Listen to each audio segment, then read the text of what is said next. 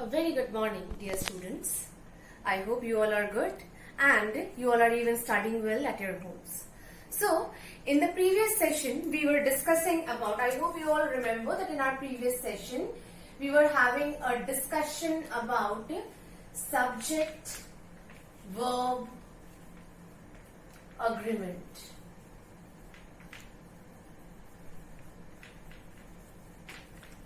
And I even told you that whenever you are sitting for this session of subject verb agreement, kindly sit with your textbooks. Okay, I hope that most of you have your textbooks with you by now.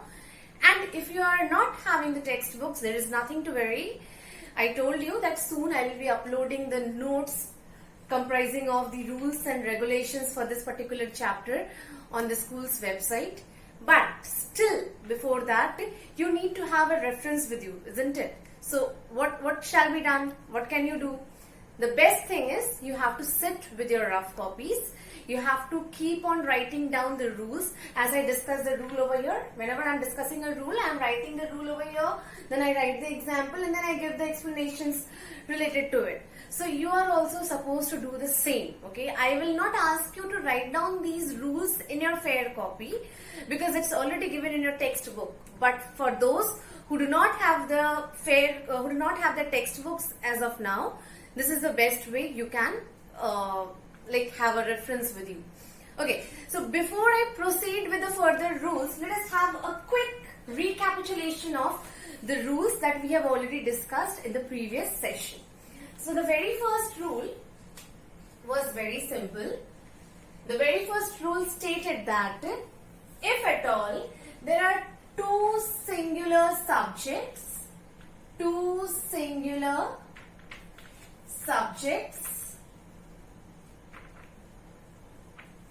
joined using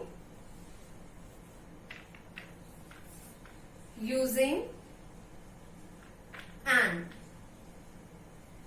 So you can just, as I say the rule, you can just pause the video for some time, for a few seconds, and try to recapitulate the rule. Okay, that would help you in brushing up the things that we have discussed in the previous session.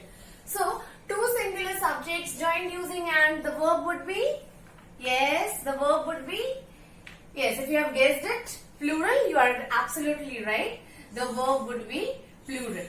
Let us have an example related to it. Suppose if I say Ram and Shyam. I told you why we are using plural. Now when I say Ram and Shyam means I am talking about 1 plus 1. That means now the total number of the total number of subjects that I have is 2, which is more than one subject means the noun is automatically plural. So the noun is plural, the verb also will be plural. Okay, let us not get into much more detail because we already had a detailed discussion about it in our previous session. Let us move on to the next rule. What was the next rule? The next rule said that when two singular subjects, okay, one second. There is again an exception to the first rule. And what is that exception? If two singular subjects joined using and are actually representing one single idea. I gave an example. I'll write the example over here. Please remember, this is the first example is of exception. Okay, suppose if I say bread and butter. Now when I say bread and butter, okay, suppose if I say my bread and butter depends upon this profession. Okay, that means when I am saying bread and butter, it's actually a proverb that I am using. Or even if I say bread and butter is what I prefer for breakfast. Okay, then in that case, bread and butter together is actually my breakfast and I am not only dependent on bread, or you cannot only suffice my breakfast using butter. Okay, both are required. So here both are actually used as a single idea. So that is the reason the verb used will be singular. So this was a rule, this is the exception. Let us proceed to the next one. The next rule says when two or more singular subjects are connected by or, but, neither nor, either or, a singular verb is required. Like for example, if I say tea or coffee, or if I say Ram or Shyam. Okay, now in in all these cases, what happens? When I say tea or coffee, you are going to choose only one. Okay. When I say Ram or Sham, the answer will be only one. The answer that I am going to get for this particular statement is either Ram or Sham. Okay. Anyways, the outcome will not be both of them together. So when the result is just one is what? Oh, we all know that one is actually singular. So that is the reason in these cases the verb would be singular. But here again there was an exception. If you remember the exception, suppose whenever we are using or, but, either or, neither nor. Okay, let us have an example. If I say either you or, sorry, just a second, I made a mistake over here. Suppose if I write either he or you. Okay, I can just even reverse the statement, but for the timing, let us understand it in this way. If I write either he or you, okay, now just tell me one thing. With he, we are obviously about to use is or was, singular. With he, we are supposed to use singular verb. But what about you?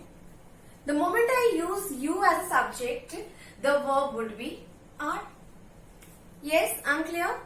Now the exception to rule number 2 was, if at all, the two subjects which are joined using or, but, either or, neither nor are differing in number. I hope you understand by what I mean when I say by differing in number.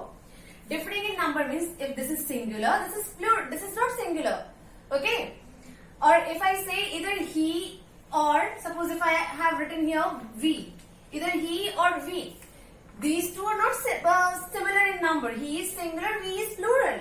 Okay? So whenever I say that the two subjects joined using or, either or, neither nor, but are differing in subjects, okay, sorry, are differing in number, then the verb would be in accordance to the nearest subject. What is the nearest subject over here? We. We is plural number. So the verb also will be plural. I hope I am clear. So that is why I have written either he or we are, let us say, correct. Okay, either he or we are correct. I hope now there is no doubt. Let us proceed to the next one. The next rule was mathematical computation. So I will not write it over here. We'll just recapitulate it orally. In case of mathematical computation, we have seen that they can either take a singular or a plural verb. Okay. And the last for the previous session was, if a singular subject is preceded by, as well as, together with, in addition to, with, along with, then in that case what happens? The verb will be in accordance to the main subject. Let us have an example over here. This was, I think, a third, fourth. Okay, we discussed one more rule. Okay, we discussed 5 rules in the previous session. The fourth one is the mathematical computation, and the fifth one I'll tell you just now. That would be the last for the previous session. Okay. Suppose this is an example. The husband as well as the wife, as well as the wife, needs advice. The husband as well as the wife needs advice. Okay. Now when I say this, okay, what happens? Whenever we are joining two, what are the subjects over here, students? Husband and wife. Now when I am joining these two subjects, these two are singular. Okay, they are joined using a conjunction. Now as per the rule, what should happen? When I am joining two singular subjects using the conjunction, they should, now, like, they are being joined. Now they are functioning as like they are two different subjects. So had it been and over here, the verb should have been what? The verb should have been plural. But what is the conjunction over here? As well as. Or suppose if the conjunction is together with, or the conjunction is along with. In that case, what happens?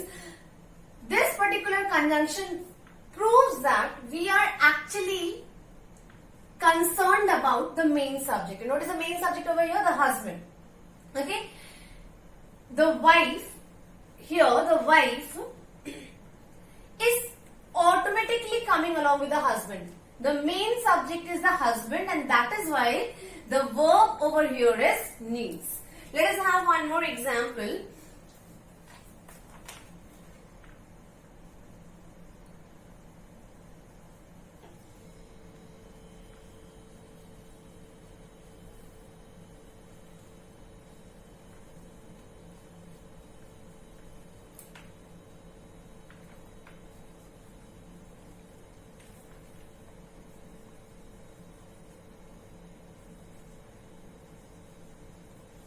Okay, now what is this rule?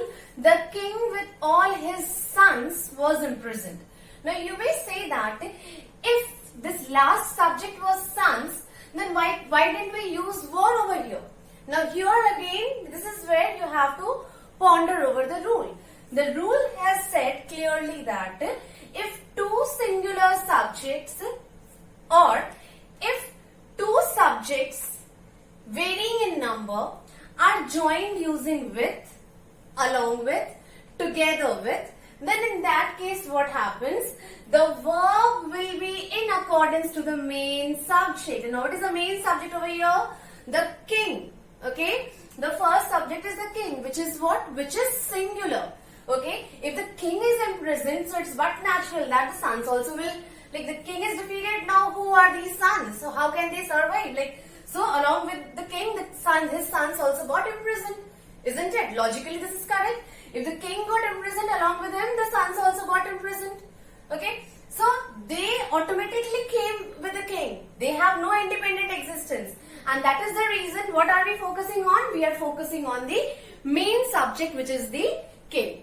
I hope I am clear. And the last for the previous session was, if at all two singular subjects are joined using they are joined using each, every, not joined, actually they are preceded by each, every.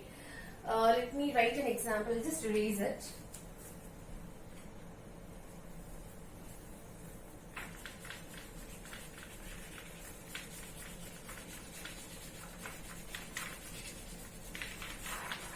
Let us have an example. Suppose if I say,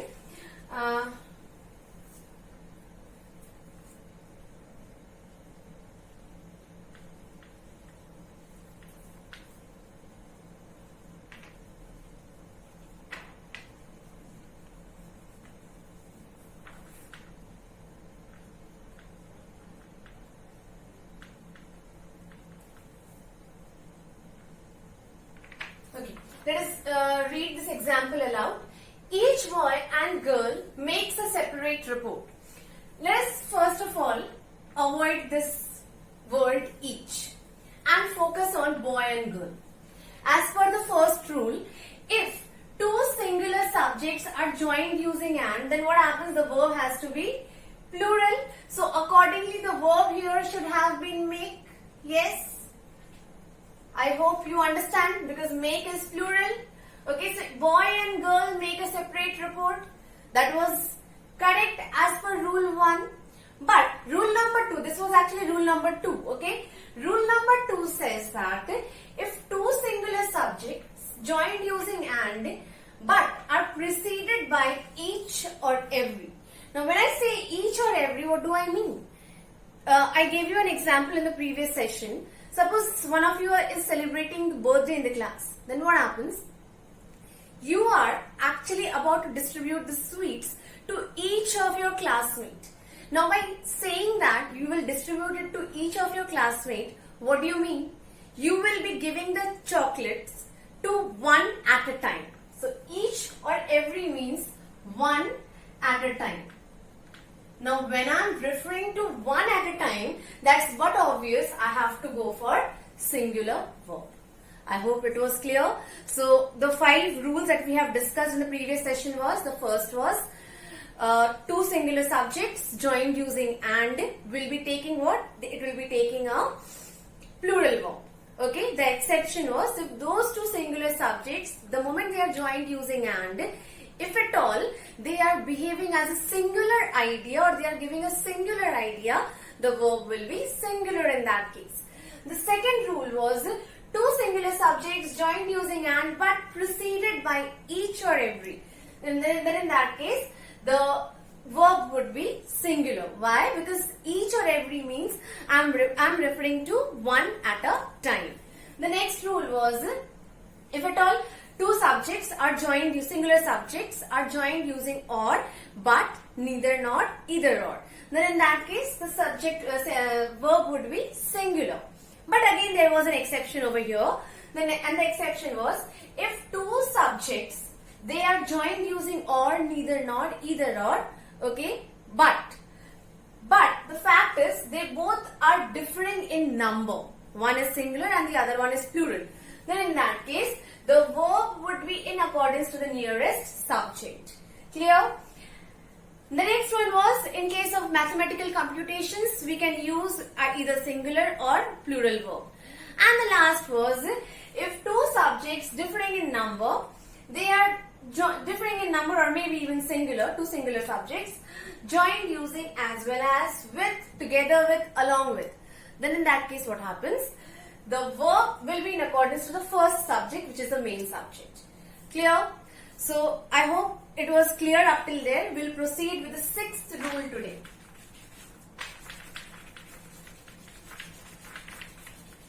Please, dear students, it is easy if you understand it. And it is very, very difficult if you do not remember the rules. Okay? And remembering the rule is not an easy task. It would be done only when you keep practicing it. Okay? Whenever you are framing some sentence, try to ponder, try to think about that sentence, try to ponder over the grammatical existence of that sentence. See if you have framed the correct sentence in terms of errors of proximity. Errors of proximity comes under the subject-verb agreement only. Okay. Now let us go to the next one. The next rule says a singular subject followed by a plural modifier requires a singular verb. I'll first write the rule over here. This is rule number 6. Those who are making notes, please jot down 6. Okay. What does it say? A singular subject, a singular subject followed by a plural modifier, followed by a plural modifier.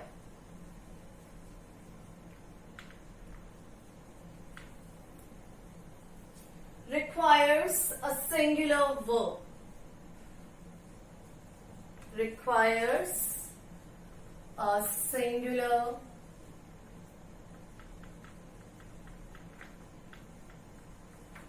Let us have an example for this. I'll use a different color for writing the example. Okay.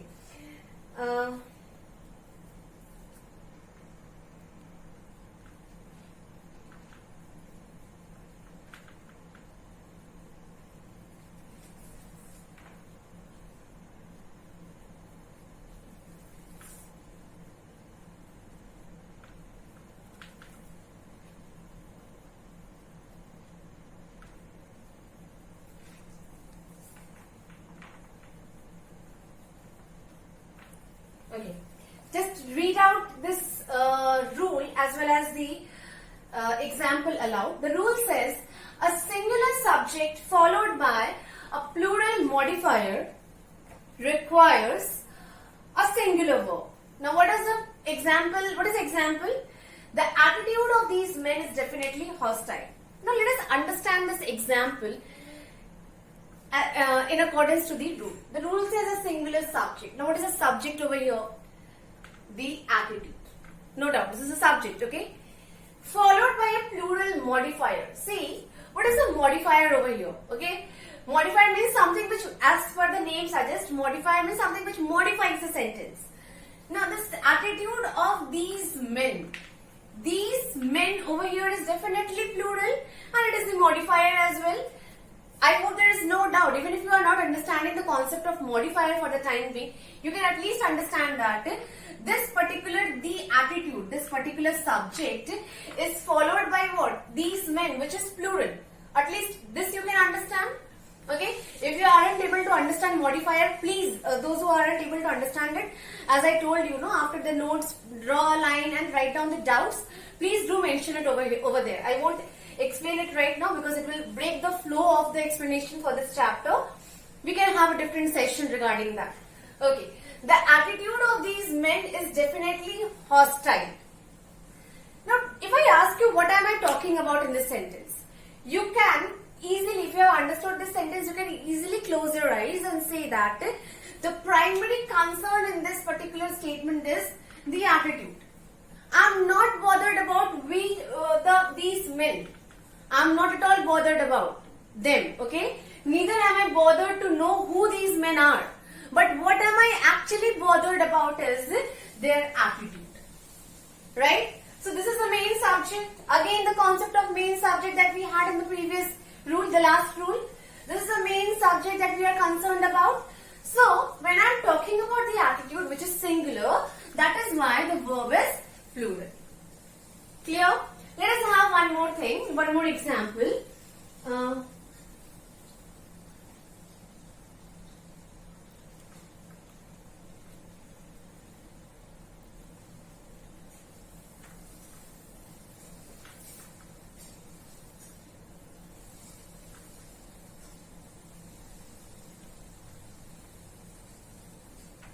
Okay, the statement is one of the girls dash sick.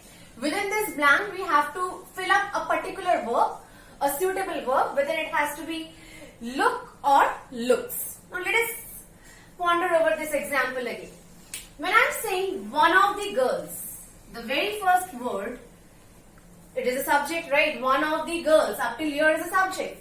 But try to understand.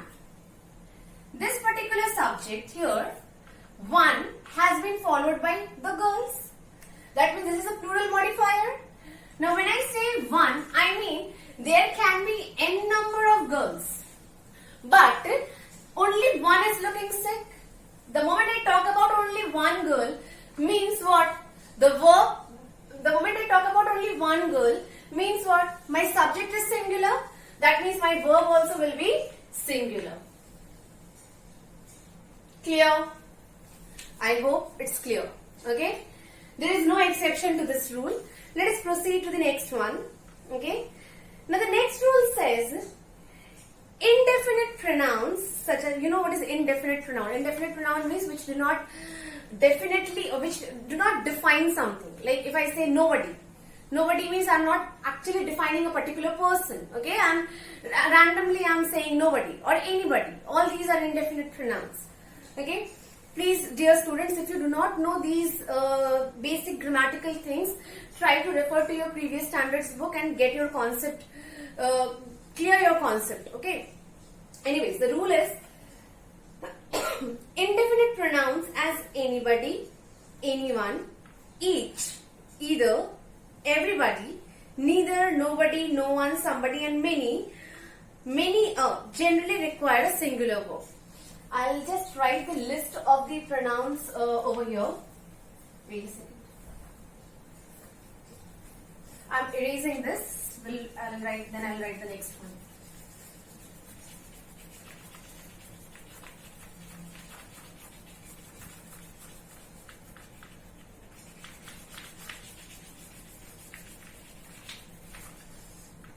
This is rule number 7.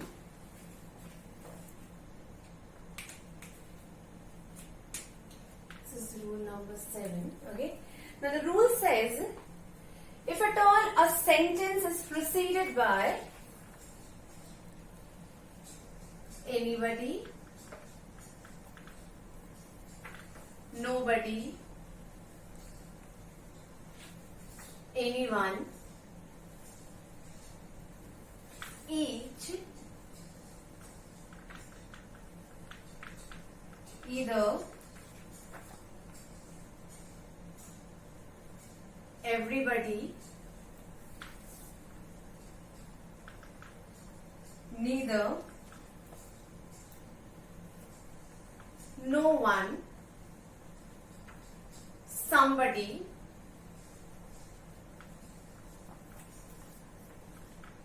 okay. Then in that case what happens? The verb will be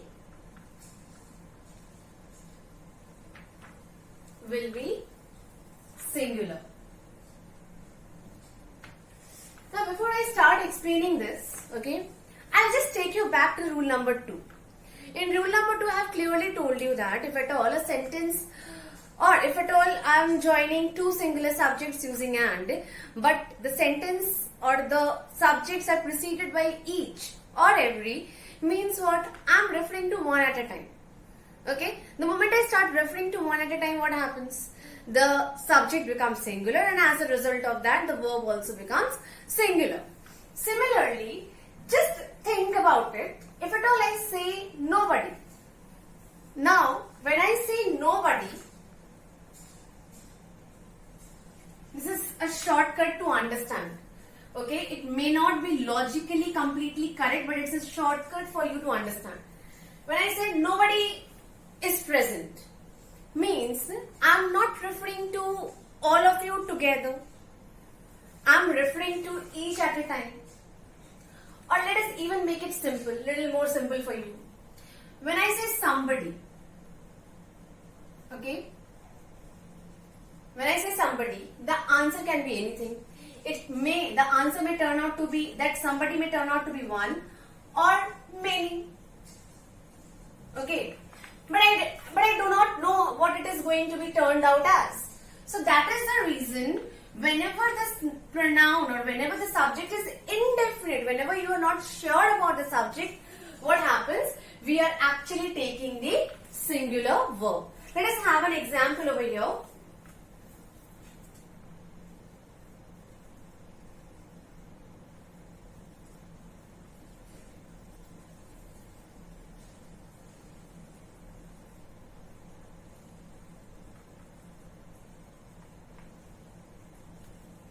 Suppose if I have said each of them has a scholarship. When I say each, I told you just now, means I am referring to, suppose even if there are 50 people, but when I say each of them has a scholarship, means I am referring to all those 50 individually. Isn't it? I am not referring to them all together. I am referring to each of them individually, means one at a time. The moment I say one at a time, means it is what? It is singular. So if the subject is singular, the verb will naturally be singular. Let us understand it with one more example. Nobody.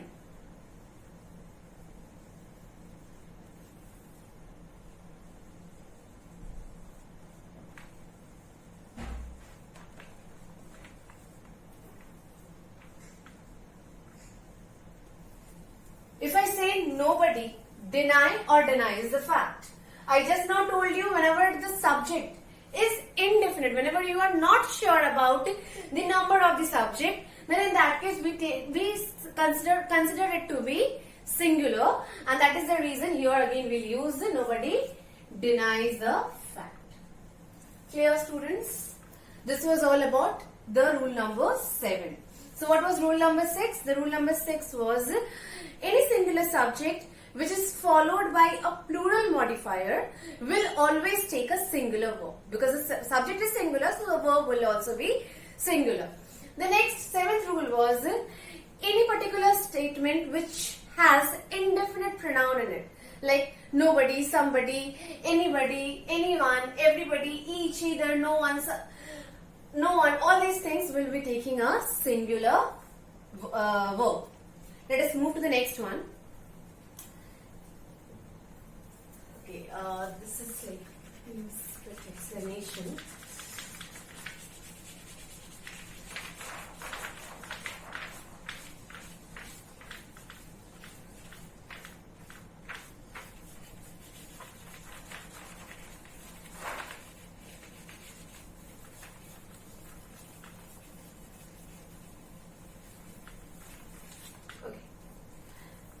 let us first see the rule. The rule is, when the subject is a relative pronoun, the verb agrees with the antecedent of that pronoun. Let me write it over here. This is rule number 8.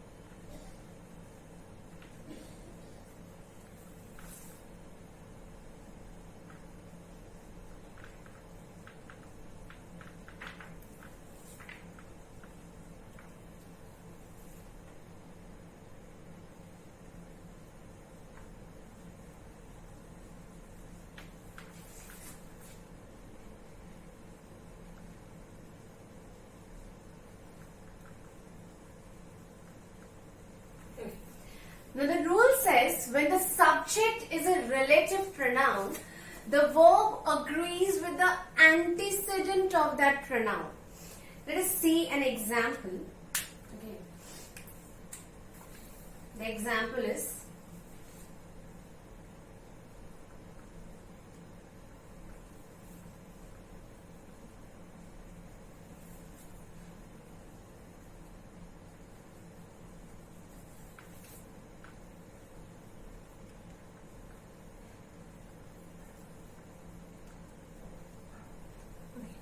so please pay attention to this, dear students. This may appear to be a bit complicated.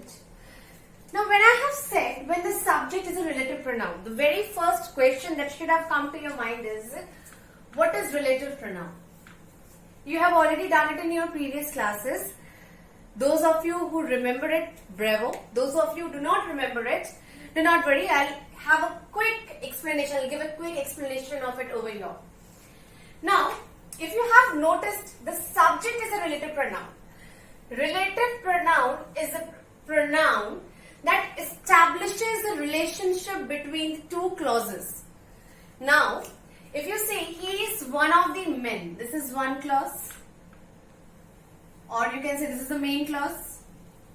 This is the main clause. Now, what is main clause? This particular clause can stand on its own. It has got a subject. It has got a predicate, it has got a complete meaning, and it does not depend upon any other clause for the completion of its meaning. So this is the main clause. Now let us come to the next clause, who act as advisors. Okay. Now what happens over here? Who act as advisors is a subordinate clause. Subordinate clause also will have a subject, will have a predicate, but it will depend upon the main clause for the completion of its meaning. Now you may ask me one thing, that ma'am, in this particular clause, in this subordinate clause, which is the subject, because the subordinate clause starts with who act as advisors. So you cannot see a subject over here. Now this is the actually thing. It clearly says that when the subject is a relative pronoun, that means this relative pronoun is a subject over here. Now ask me how or why. I'll tell you. Read the sentence once again. He is one of the men who act as advisors. That means when I am saying who act as advisors, he, right? Yes?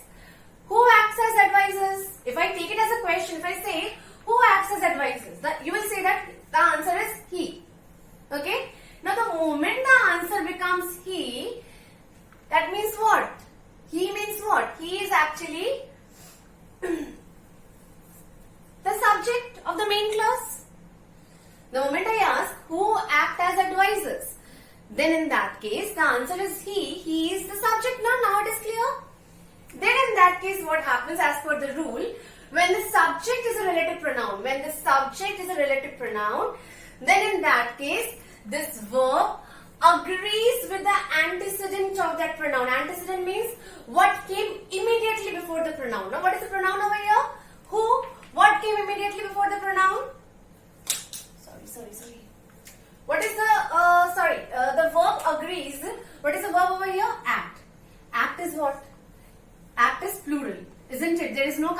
in this? The verb agrees with the antecedent. Antecedent means what came immediately before that pronoun. What is the pronoun? Who. What came immediately before the pronoun? Men. M-E-N. Which is what? Which is plural. I hope now these two suffices.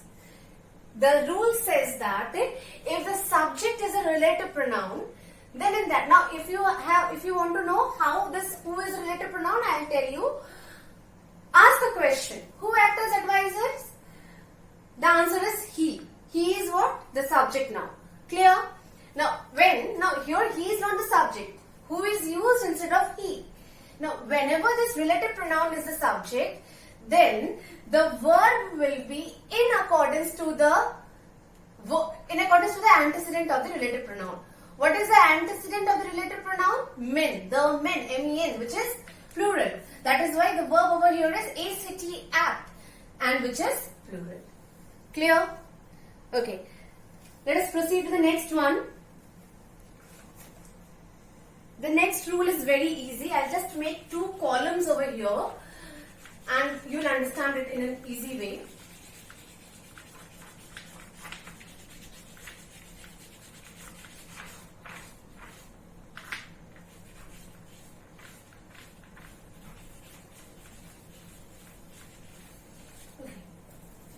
Let us have this, understand it in this way. Rule number 9 it is. Okay.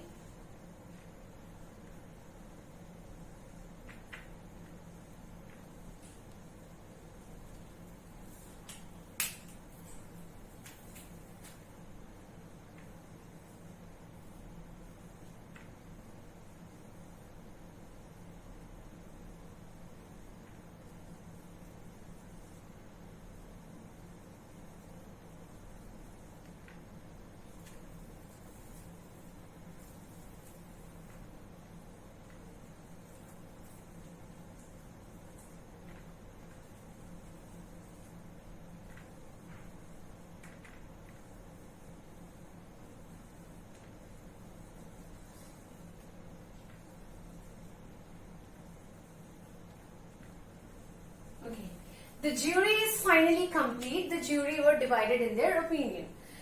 Now, we are actually going to discuss about the subject over here. Now, what is the subject? The jury. I hope there is no confusion in that. Now, if you do not know what is the jury, let me tell you. Jury is actually a bench of 7 judges. Okay. Jury is bench of 7 judges. Then, it is a collective noun. When it comes to 7 judges together, then it is a collective noun. Okay, like class. For example, you're the class in which you sit. It is a collection of students, so that is a collective noun. Okay. Now, this collective noun differs. Whether a collective noun will take a singular verb or a plural verb, that differs. How you are going to decide it? Then, you have to see whether the collective noun is functioning together or whether it is functioning, or whether each member of the collective noun is functioning in a different way. If you see this example properly, the very first example is the jury is finally complete. Means the formation of the jury is complete. That means here the jury or the 7 members, they are together.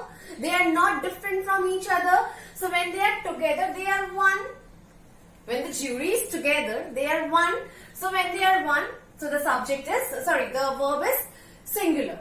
Let us come to the next statement. The jury were divided in their opinion. Now I told you just now that the jury is a group of 7 judges. Now if they are divided in their opinion, just think how many opinions we'll have. Maybe 5, maybe 6, maybe but not 7, maybe 7, but not 1. Will not have one judgment or will not have one opinion. So if they are not functioning together, if they are not joined together, if they are divided in their opinion, means they are functioning as separate individuals. So when this function as separate individual, what happens? They are actually what? Plural. So that is why the verb over here is were, which is plural. The same goes for staff. Group of teachers in the school, okay? If they are joined together, they will be singular, collective noun. If they are divided in their opinion or they are being treated differently, each and every like member is being treated differently, they are functioning as different individuals, in that case it will take a plural verb. Let us see one more example. Family, okay? This example is given in your book.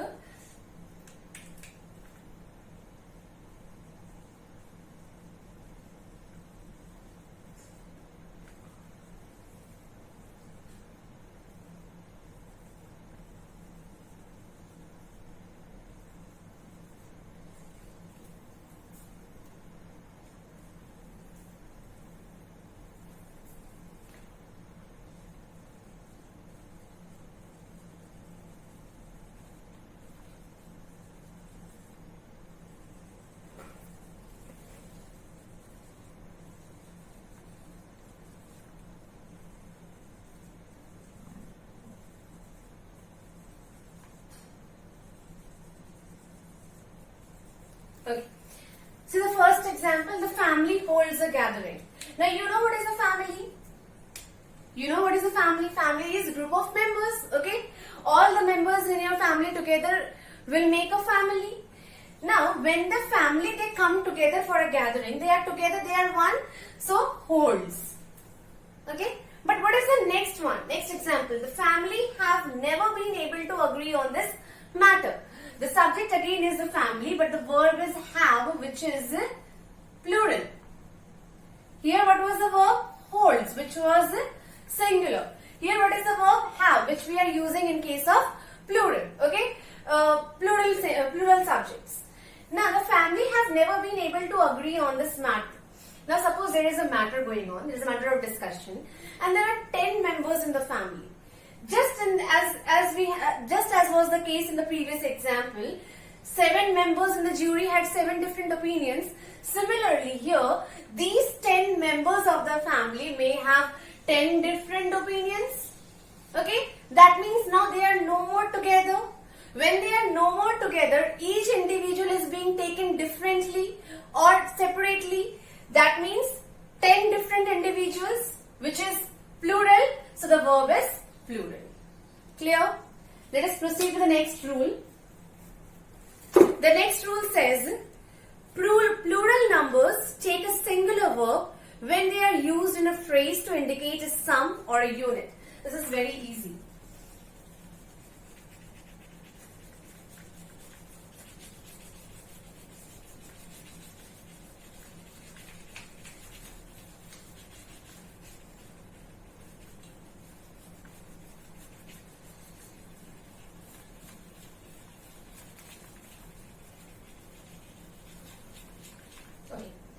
The rule says,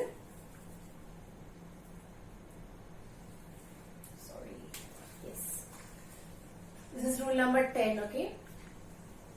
Plural numbers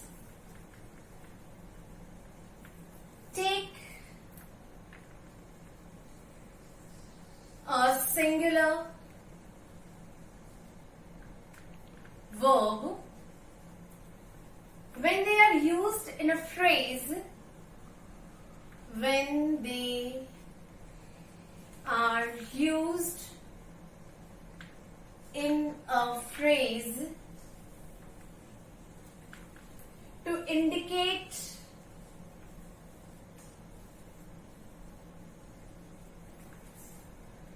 a sum or a unit. Okay?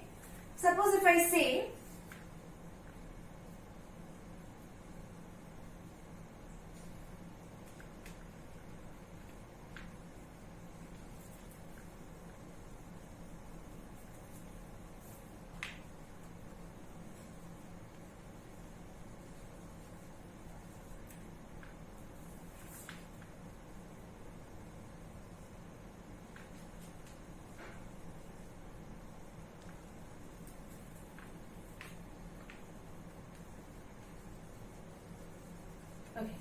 Now the example is 40 hours is the regular work duration in a week.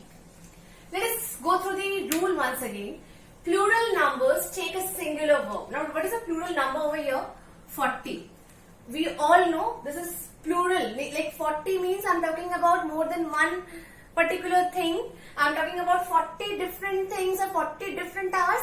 That means it has to be plural. So plural numbers take a singular. It has taken a singular verb isn't it? When they are used in a phrase to indicate a sum or a unit. Now this 40 is actually contained in the unit hours.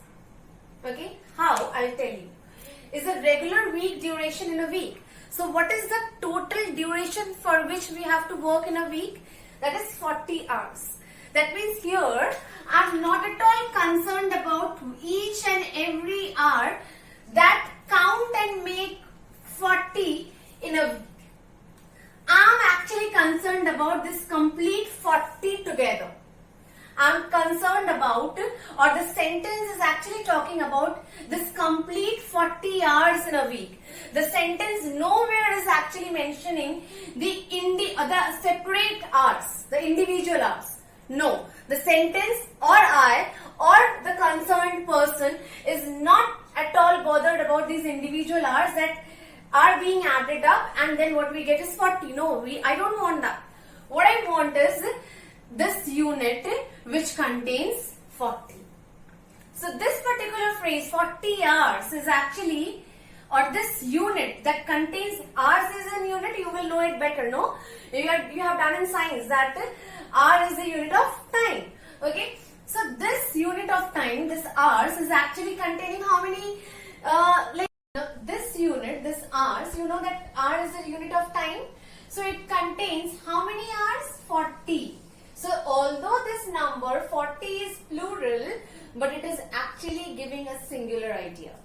Okay, I'm not concerned about individual hours, but what I'm concerned about is this complete 40 hours. So that is the reason plural numbers which are used in a phrase or are contained in a unit are taking singular verb. And the last rule is actually very easy and you have already studied it in your previous classes.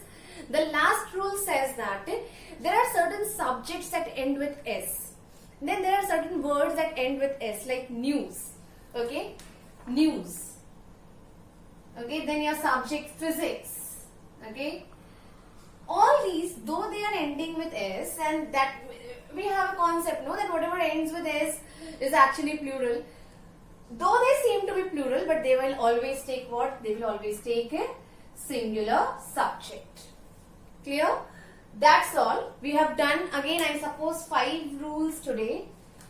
What I would suggest is 1, 2, 3, 4, 5. Yes, we have done 6 rules today. Okay. So altogether we have 11 rules. Okay. Last rule I haven't written it in detail. This is easy. This is like this is understood that you have done it earlier. So please revisit the lectures, like the previous lecture of Wednesday and then today's lecture. Go through it. Prepare legitimate, prepare a good notes. Okay. Soon I'll be uploading the answers, uploading the notes for this particular chapter. Refer to it. Okay, try to do the exercises. Okay, try to do the exercises, and once you are done with it, once you are confidently able to solve the exercises, you will understand that yes, you have understood the chapter. Okay, so next in the next class we'll begin with something else. So for that, till that time, practice, keep practicing the whatever we have done or whatever we have covered so far, and happy learning, dear students. Thank you.